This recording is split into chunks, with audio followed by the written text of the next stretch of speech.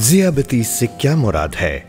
انسانی جسم قدرت کا ایک ایسا معجزہ ہے کہ جس کے اندر ہر عمل کی کوئی نہ کوئی مخصوص وجہ ضرور موجود ہوتی ہے۔ ہر عضو کو ایک مخصوص اور مقررہ کام کی ذمہ داری سونپ دی گئی ہے۔ مثال کے طور پر لبلبے ہی کو لے لیجئے۔ جب انسانی جسم کا بلڈ شوگر لیول بڑھ جاتا ہے تو لبلبے سے ایک ہارمون نکلنا شروع ہو جاتا ہے جسے انسولین کہتے ہیں۔ یہ گلوکوز کو سیلز تک پہنچاتا ہے تاکہ اسے جسم کی توانائی کے طور پر استعمال کیا جائے یا پھر چربی کی صورت میں ذخیرہ کر لیا جائے۔ اس عمل سے بلڈ شوگر لیول دوبارہ نیچے آ جاتا ہے۔ اگر جسم میں انسولین نہ بن پائے یا پیدا شدہ انسولین کو مناسب طور پر استعمال نہ کر پائے تو اس کا مطلب یہ ہوگا کہ آپ کو ذیابطیس ہے۔ لہٰذا آپ کو اس سلسلے میں فوری طور پر اپنے ڈاکٹر سے رجوع کرنا چاہیے۔ ذیابطیس کی دو بنیادی اقسام ہوتی ہیں۔ پہلی قسم میں انسولین کا ہارمون بننا رک جاتا ہے۔ اس قسم کی ذیابطیس کا آغاز عام طور پر بچپن یا لڑکپن میں ہوتا ہے، جبکہ دوسری قسم میں ذیابطیس میں لبلبا انسولین تو بناتا ہے لیکن مناسب مقدار میں نہیں بناتا یا پھر جسم صحیح انداز میں انسولین کو استعمال نہیں کر پاتا۔ اس کا آغاز عموماً 40 سال کی عمر کے بعد ہوتا ہے۔ اب سوال یہ ہے کہ اگر آپ کو ذیابطیس ہے تو اس کی کیا علامات محسوس ہوتی ہیں؟ ہم آپ کو بتاتے ہیں کہ ذیابطیس کی بنیادی علامات ہائی بلڈ شوگر ہے۔ اس کے علاوہ آپ کو اور بھی جسمانی کیفیات محسوس ہوں گی، جیسے بار بار پیشاب آنا، شدید پیاس اور بھوک کا محسوس ہونا، وزن کا گرنا، جلدی یا ویجائنل انفیکشن کے امکانات کا بڑھ جانا وغیرہ۔ اس طرح ایسے انفیکشنز اور زخموں کا پڑ جانا جو بہت سست رفتاری سے بھر رہے ہوں یا ٹھیک ہی نہ ہو پا رہے ہوں۔ اگر آپ کو ان میں سے کسی بھی علامات کا سامنا ہے تو آپ کو فوری طور پر اپنے ڈاکٹر سے رجوع کرنا چاہیے، کیونکہ ذیابطیس آپ کے لیے بڑے مسائل کا سبب بن سکتی ہے۔ مثلاً آنکھوں کی بینائی کا کم ہو جانا، گردوں کی خرابی، دل کی شریانوں کے امراض، پیروں میں خون پہنچانے والی شریانوں کی بندش یا دماغ کی رگوں کے امراض پیدا کر سکتی ہے۔ ذیابطیس دراصل ایک دائمی مرض ہے جو متاثرہ انسان کو بے دم اور نڈھال کر دیتی ہے، اور بعض اوقات یہ اس کے لیے مہلک بھی ثابت ہو سکتی ہے۔ لیکن ایک اچھی خبر یہ ہے کہ ذیابطیس کو بآسانی کنٹرول کیا جا سکتا ہے۔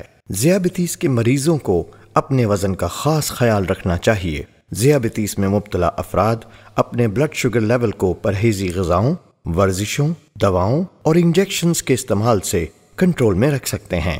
ذیابطیس سے نمٹنے کا ایک اور پہلو روزانہ اپنے بلڈ شوگر لیول کو چیک کرنا ہے۔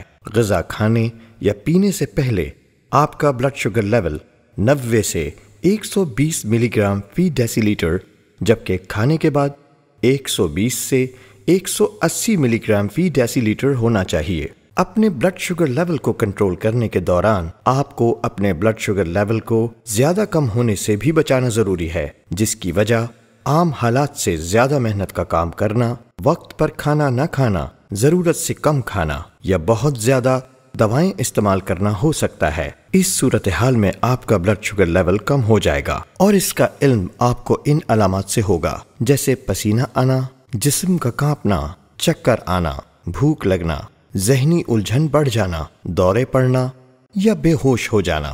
اگر آپ کو لو بلڈ شوگر لیول کے حوالے سے کوئی بھی علامت یا کیفیت محسوس ہو تو فوری طور پر اپنا بلڈ شوگر چیک کریں یا کسی بھی طریقے سے ان علامات کا علاج کروائیں تاکہ آپ مستقبل میں ذیابطیس کے حوالے سے کسی بھی بڑی بیماری اور پریشانی سے بچ سکیں۔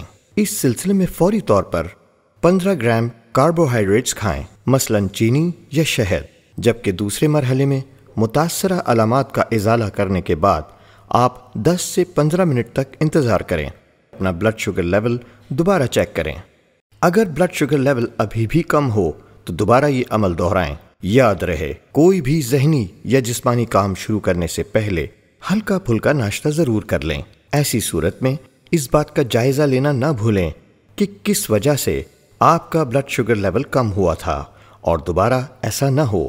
اس کے لیے اپنی جسمانی صورتحال میں بہتری لانے کے لیے ضروری تبدیلیاں عمل میں لائیں۔ ایسی صورت میں ڈرائیونگ کرنے سے پہلے 45 سے 60 منٹ تک انتظار کریں، لیکن اس کے ساتھ ساتھ آپ کو ہائی بلڈ شوگر لیول سے بھی لازماً بچنا ہوگا۔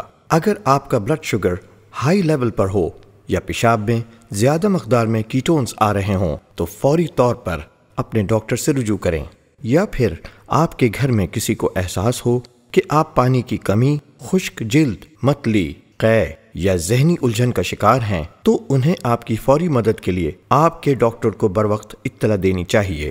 اب آپ اچھی طرح جان چکے ہوں گے کہ ذیابیطس دراصل کیا بیماری ہے اور اس کی کیا پیچیدگیاں ہوتی ہیں اور اس سے کس طرح نمٹا جا سکتا ہے۔ خیال رہے کہ ذیابیطس کی بیماری سے نمٹنے کے لیے ورزش کرنے کا عمل بہت اہم اور بنیادی حیثیت رکھتا ہے۔